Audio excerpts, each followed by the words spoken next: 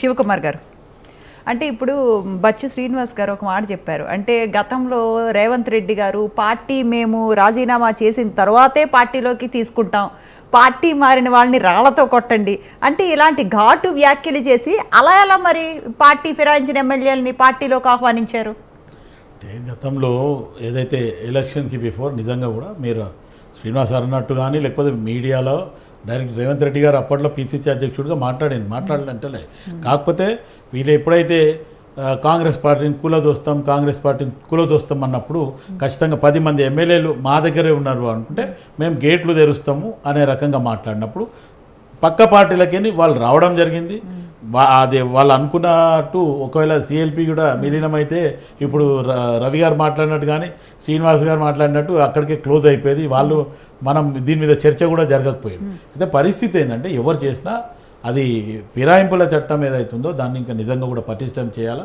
దీంట్లో ప్రజల భాగస్వామ్యం ఎంతైనా అవసరం అండి. ఎందుకంటే ప్రజలు కూడా ఏదో ఓటుకు ఇంత తీసుకొని ఓటేస్తున్నాం అనే కాలం అంతున్నన్ని రోజులు ఇట్లాంటి నాయకులు పుట్టుకునే వస్తూ ఉంటారు. నేను కాంగ్రెస్ పార్టీలో ఉండి కూడా నేను ఈ మాట ఎందుకు చెప్తున్నానంటే నిజంగా కూడా ఎవరైతే రాజకీయంగా సుదీర్ఘంగా ఒక నమ్మకంతో లేకపోతే పార్టీకి ఒక అంకితభావంతో పనిచేసే వాళ్ళకి మటుకు అవకాశాలు దొరుకుతలేవు. ఇటువంటి వాళ్ళు మటుకు ఈరోజు నేను ఇంకొక మాట చెప్పడం ఖచ్చితంగా చెప్తానంటే కేసీఆర్ గారు వచ్చిన తర్వాతనే ఏదైతే ఎలక్షన్లో డబ్బులు ఇంకా ఎక్కువ ఎలక్షన్ ఏదైతే బడ్జెట్ ఉందో ఎలక్షన్ కమిషన్ పెట్టేది ఒకటి, వీళ్ళు ఇక్కడ పంచేది ఒకటి అనేది కేసీఆర్ గారు 2014 నుంచే ఇంకా ఎక్కువ ఖర్చు పెట్టడం జరిగింది. మొత్తానికి ఇక నేను ఏకచిత్తాధిపత్యం నాకు మించి నాకు హైకమాండ్ ఏముండదు, నేనే హైకమాండ్ నా ఫ్యామిలీ మొత్తం అనే రకంగా కేసీఆర్ ఆ ధోరణిలో పోయిండు. ప్రజలు కొన్ని జాగాలలో రవి గారు అన్నట్టు చురుకులు పెట్టేది పెడుతుండ్రు. ఇట్లా ఫిరాయింపులు చేసిన వాళ్ళు ప్రజలు కూడా కొట్టిండ్రు. గతంలో అది జరిగింది. కానీ ఇప్పుడు మొన్నటిసారి మటుకు అది జరగలేదు. వాళ్ళు ఫిరాయింపులు చేసినా మళ్ళీ పోతే కూడా వాళ్ళకి బంపర్ మెజారిటీ ఇచ్చో లేకపోతే పక్క వాళ్ళకి ఆపోజిషన్ పార్టీ కంటే ఎక్కువ మెజారిటీ ఇచ్చో గెలిపించడంతో ప్రజలలో ఉంది. కానీ ప్రజలు అక్కడ తిరస్కరించాలా.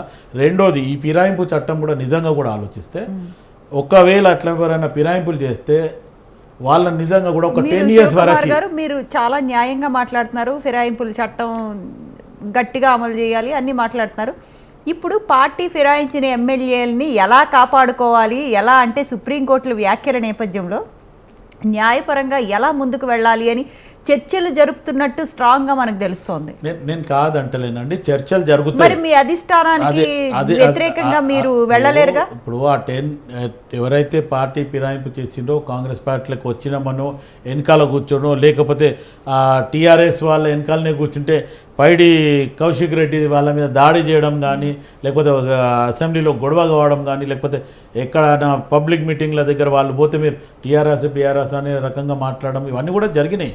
ఆ తర్జన భర్జనలో ఇప్పుడు ఏదైతే స్పీకర్కి ఏదైతే జ్యుడిషియల్ పవర్స్ ఉంటాయో అది అయినంత మటుకు పార్టీ కంట్రోల్ కానీ లేకపోతే స్పీకర్ గారి ఆధీనంలో ఉన్నంత కాలం ఇది ఉంటుంది. ఇప్పుడు ఒకవేళ సుప్రీంకోర్టు ఇన్వాల్వ్మెంట్ అయింది కాబట్టి ఖచ్చితంగా వాళ్ళ కట్ ఆఫ్ డేట్ ఇచ్చి ఈ డేట్ లోపల చేయాలనే రకంగా గిట్ట వస్తే మటుకు దాన్ని నిజంగా కూడా ఫిరాయింపుల చట్టంని సవరించి ఇటువంటి వాళ్ళన్నా పార్టీ ఫిరాయింపులు చేస్తే ఒక 2 terms వాళ్ళు మళ్ళీ ఎలక్షన్లో నిలబడకుండా అబాలిష్ చేయాలా. అట్లాంటి రకంగా ఏమన్నా కొత్త చట్టం తీసుకురావాలని నేను కూడా కోరుకుంటున్నాను. ఎందుకంటే ఈ ఒక పార్టీలో గెలిచి ఆ పార్టీలో ప్రజలు నమ్మిన నమ్మకాన్ని ఒమ్ము చేసి వాళ్ళ స్వలాభానికి లేకపోతే పక్క పార్టీలో పోతే మేము అభివృద్ధి చెందుతాము లేకపోతే మేము గతంలో సంపాదించినది కాపాడుకుంటాము అనే రకంగా ఏదైతే జరిగిందో దాన్ని మటుకు అది ఏ పార్టీ చేసినా అది తప్పే.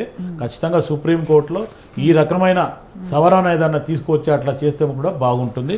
అండ్ మోర్ ఎవర్ ఇప్పుడు ఎస్సీ కేటగరైజేషన్ గురించి కానీ బీసీ కులగణన గురించి కూడా ఇప్పుడు రవి గారు మాట్లాడారు. నిజంగా కూడా గత 10 సంవత్సరాలలో ఇటు ఇదే కేసీఆర్ గారు మందకృష్ణ గారిని డైరెక్ట్గా ఓపెన్గా విమర్శించడం జరిగింది. మందకృష్ణకు దమ్ము లేదు, చెయ్యడు, నేనే కేసీఆర్ గుండి మాదిగుల తరఫుకి నేను నిలబడి చేస్తాను. నో, ఈరోజు కాంగ్రెస్ పార్టీ మాట ఇచ్చింది, ఆ మాట నిలబెట్టుకొని ఈరోజు ఎస్సీ కేటగరైజేషన్ చేసింది. దాంట్లో ఒక చిన్న సవరణ మందకృష్ణ మాదిగ గారు నెక్స్ట్ డే ప్రెస్ మీట్ పెట్టారు.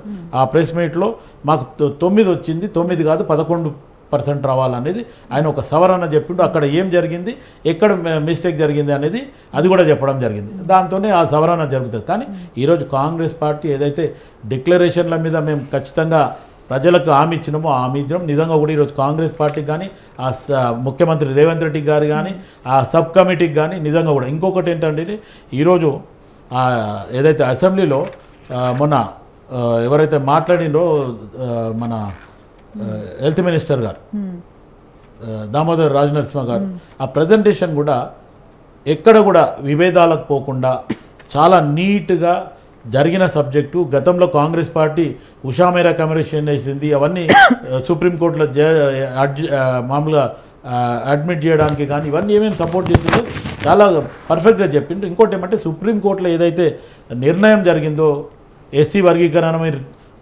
రాష్ట్రాల పరంగా చేసుకోవచ్చు అన్న రోజే ముఖ్యమంత్రి గారు అసెంబ్లీలోనే చెప్పడం జరిగింది. నేను కులగణన చేస్తాను, అవసరమైతే తెలంగాణ రాష్ట్రమే మొదలుంటుంది, అవసరమైతే ఆర్డినెన్స్ తీసుకొచ్చి చేస్తాను కూడా ఆయన చెప్పడం జరిగింది. ఆ చెప్పిన మాట నిజంగా కూడా ఒక ఏక కమిషన్ వేసి తర్వాత సబ్ కమిటీ వేసి ఈరోజు ఆ నిర్ణయం జరిగింది. నిజంగా కూడా ప్రజలందరూ కూడా మాదిగల తరఫున కూడా జనరల్గా అందరు హర్షం వ్యక్తం చేయాలా. ఖచ్చితంగా కాంగ్రెస్ పార్టీ ఇచ్చిన మాట నిలబెట్టిందని వాళ్ళకి నిజంగా కూడా కృతజ్ఞతలు చెప్పాలి. అదే కాకుండా బీసీ కేటగరైజేషన్లో కొన్ని బీసీలలో ఒక 2 లక్షల మంది లేరు అనేది ఈయన మా కాంగ్రెస్ పార్టీ ఎమ్మెల్సీ తీన్మార్ మల్లన్న గారు కూడా దాని మీద వివరణ చేయడం జరిగింది. తర్వాత పార్టీలో ఉండి వ్యతిరేకం చెప్తుండనేది కూడా పక్క పార్టీలు చెప్పడం జరిగింది. కానీ ఆయన ఒకటే అంటుండు, ఏదైతే ఆర్టికల్ 360/4లో ఏదైతే ఉందో అది పార్టీ చూసుకుంటుంది. ఆర్టికల్ 160లో మటుకు ఖచ్చితంగా ఏదైతే అఫీషియల్గా ఏం పనులు చేయాలో అది చేస్తుంది. నేను దాన్నే అడుగుతున్నా తప్ప వేరే ఏం లేదని ఆయన కూడా వివరణ ఇవ్వడం జరిగింది. బహుశా అవసరం అనుకుంటే దాంట్లో మన సవరణ ఉంటే, లేదు అంటే ఎక్కడన్నా ఆ గణాంకాలలో ఎక్కడైనా మిస్టేక్ జరిగితే అది కూడా రెక్టిఫై చేసే అవకాశం ఉంది. చేస్తే బాగానే ఉంటుంది. నిజంగా కూడా ఈ రెండింటిని కూడా కాంగ్రెస్ పార్టీ చెప్పినట్టు. ఎందుకంటే కాంగ్రెస్ పార్టీ బీసీ కులగణన చేయడానికి మా అధినాయకుడు రాహుల్ గాంధీ గారు ఖచ్చితంగా అది ఖచ్చితంగా బీజేపీ ఇర్కనాటంలో పెట్టడం జరిగింది. ఇప్పుడు ఇంతకుముందు మన రవి గారు అన్నట్టే రాజ్యాంగాన్ని పట్టుకొని తిరుగుతుంది. ఎస్, ఈరోజు కాశ్మీర్ టు కన్యాకుమారి భారత్ జోడో యాత్ర చేసిండు, తర్వాత భారత్ న్యాయ జోడో యాత్ర చేసిండు. అక్కడ ప్రజల నుంచి వచ్చిన సమస్యలను పట్టుకునే ఈరోజు ఆయన ఏదైతే రాజ్యాంగాన్ని పట్టుకొని తిరుగుతున్నాడు. నిజంగా కూడా ఈరోజు రాహుల్ గాంధీ ఆ ఏజ్లో కూడా కాశ్మీర్ టు కన్యాకుమారి పోయి ఆయన చేయడం నిజంగా కూడా అభినందనీయం. ఈరోజు ఆ దిశగా ఆలోచిస్తే మన దగ్గర బీసీ కులగణన కాంగ్రెస్ పార్టీ చేయడము, ఎస్సీ వర్గీకరణకు కూడా కాంగ్రెస్ పార్టీ ఆమోదించడం నిజంగా కూడా అభినందనీయం అండి.